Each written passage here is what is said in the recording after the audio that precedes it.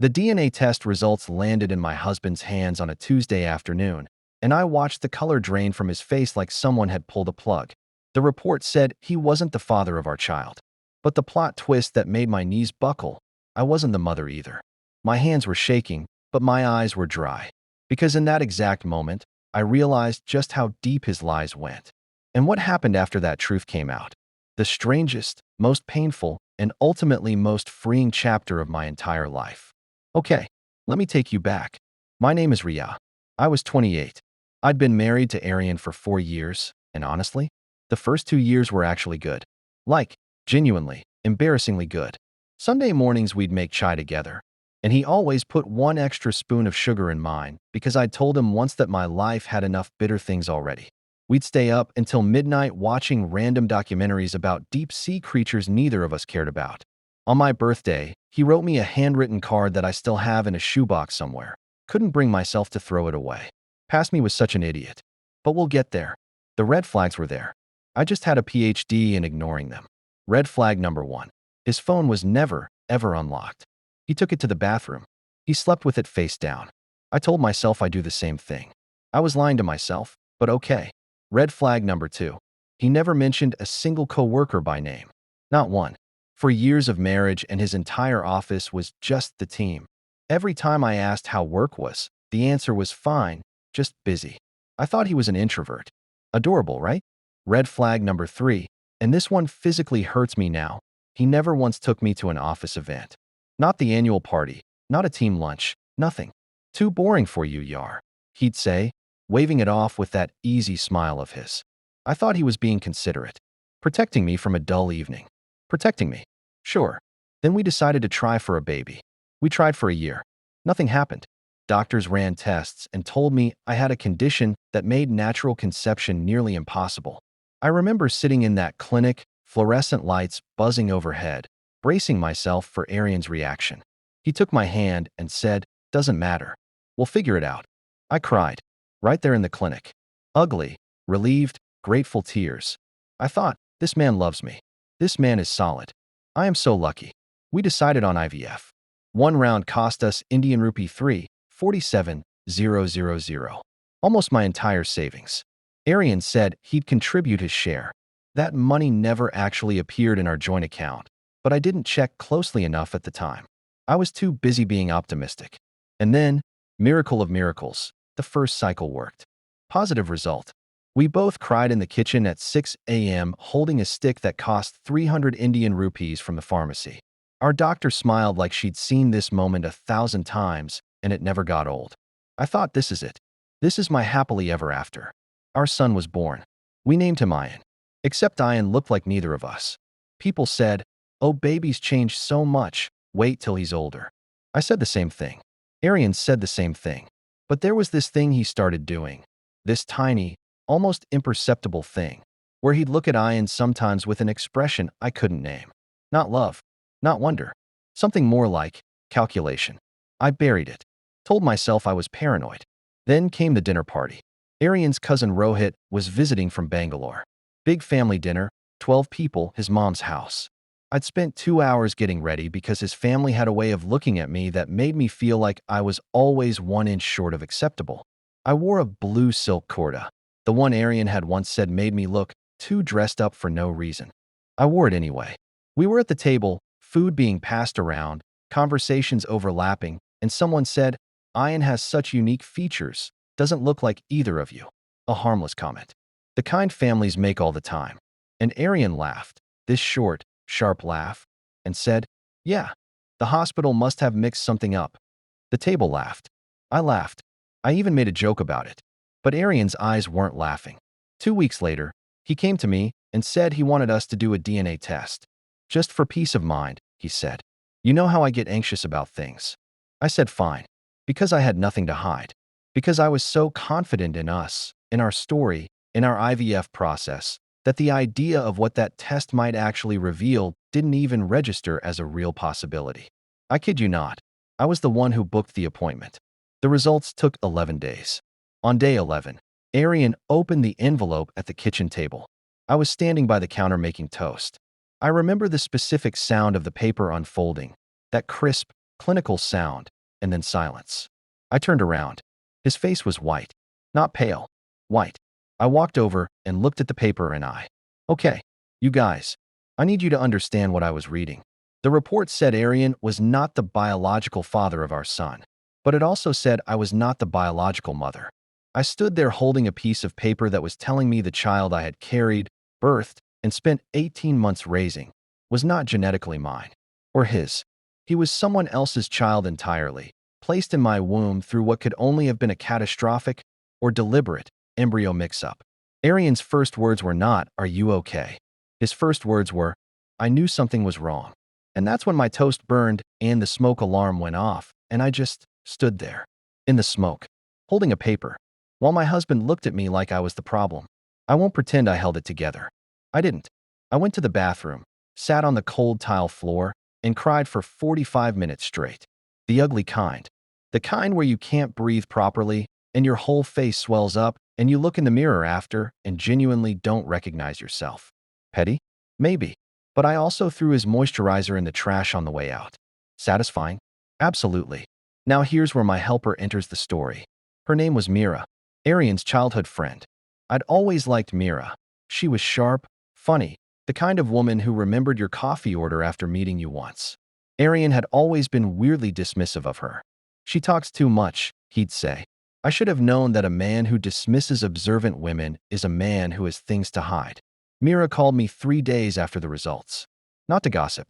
Her voice was careful, like someone carrying a tray of very full glasses.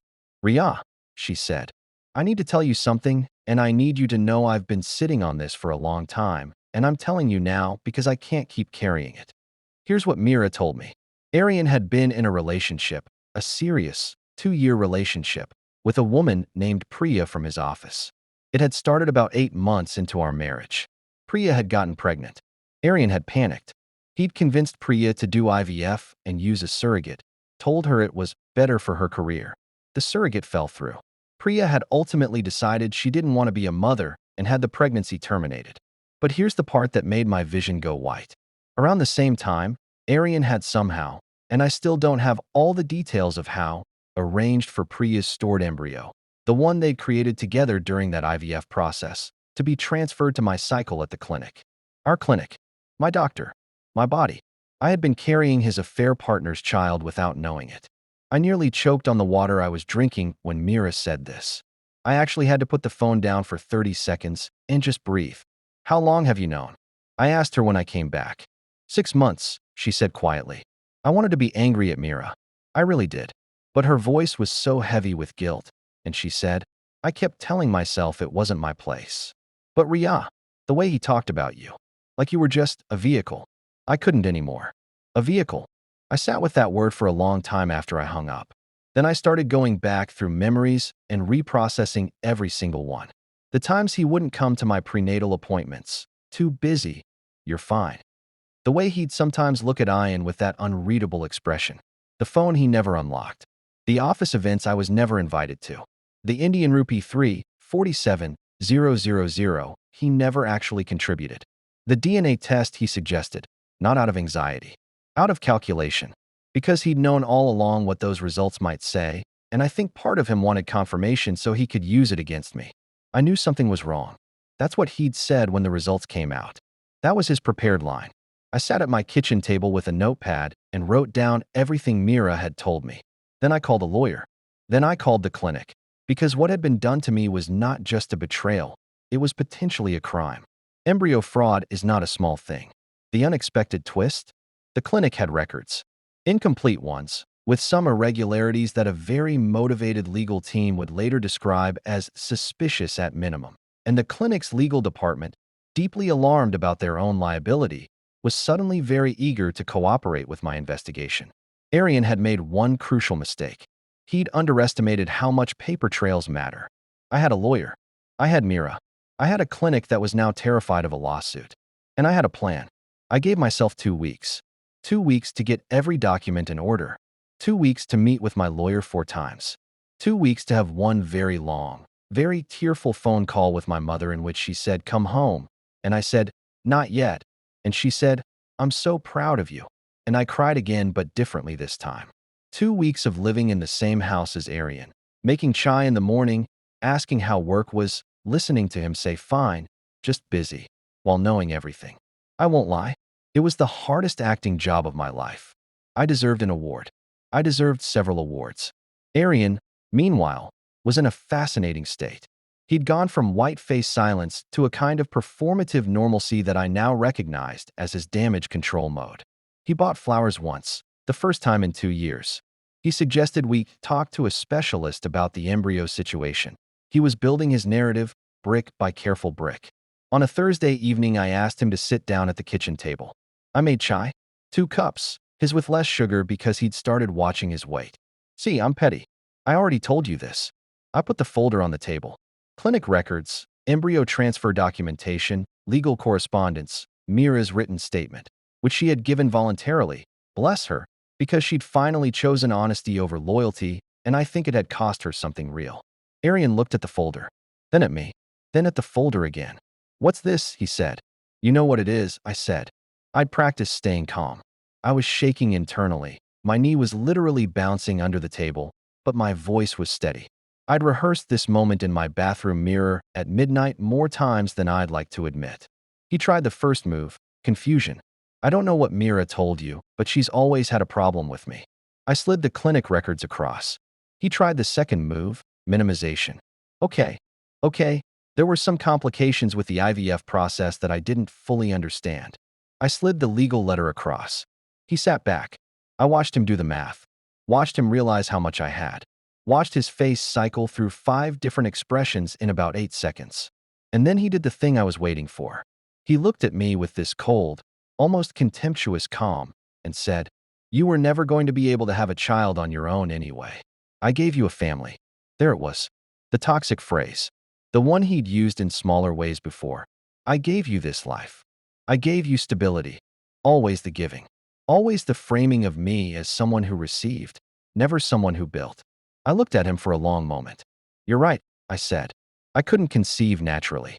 And you used that vulnerability to deceive me, implant another woman's embryo in my body without my consent, and then planned to use a DNA test to gaslight me about our son's origins.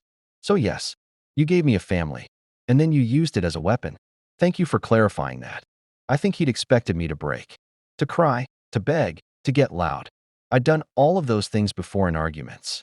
I was predictable to him. He'd built a playbook around my predictability. He did not expect quiet. He started talking faster. You don't understand the full story. Priya was going to keep the baby. I was trying to protect everyone. I was trying to say her name again, I said. He stopped. You just said Priya's name, I said, at our kitchen table, while trying to explain why what you did was actually for my benefit. That's when the meltdown started. He pushed back from the table, voice rising. I'd set him up. I'd been talking to lawyers behind his back. I was making this into something bigger than it was. The words came fast and tangled and increasingly desperate, and I sat there with my hands wrapped around my chai mug watching it happen.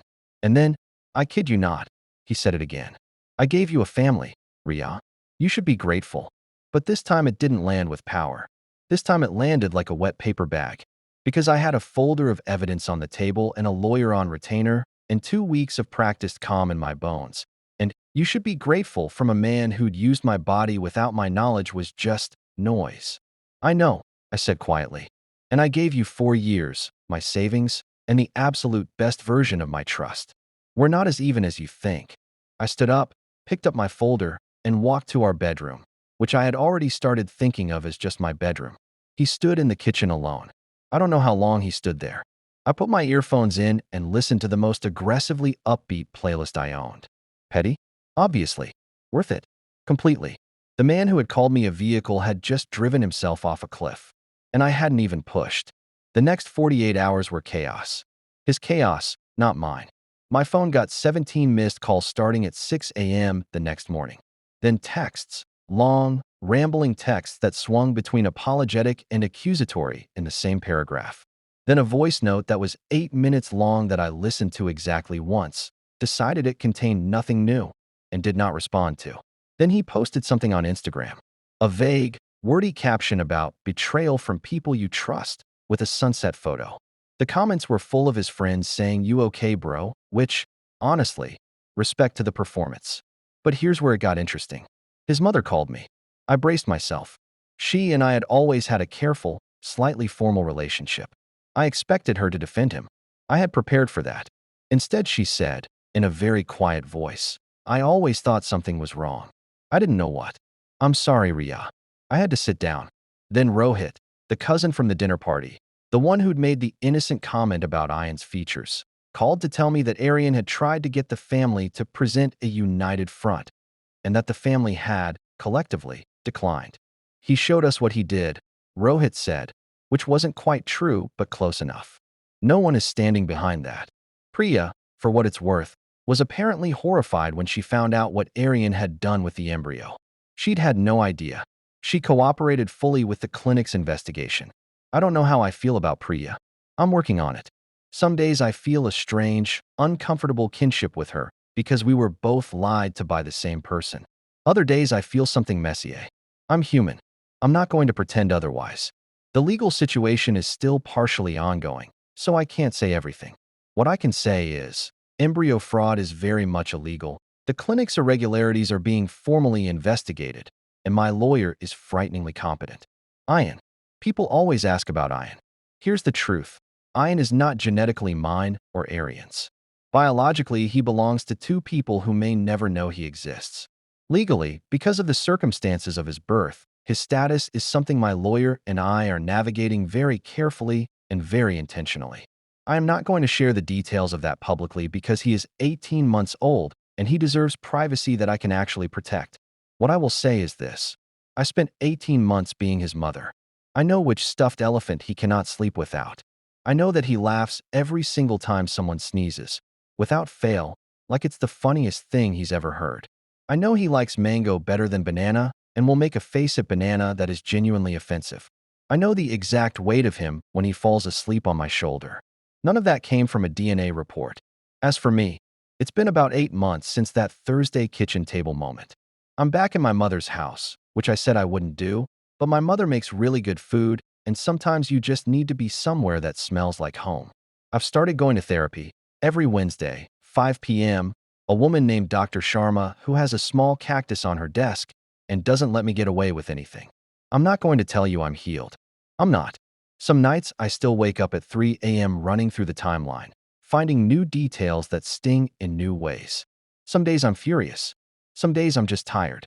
But I wore the blue silk kurta last month to a friend's wedding, and 3 people complimented it.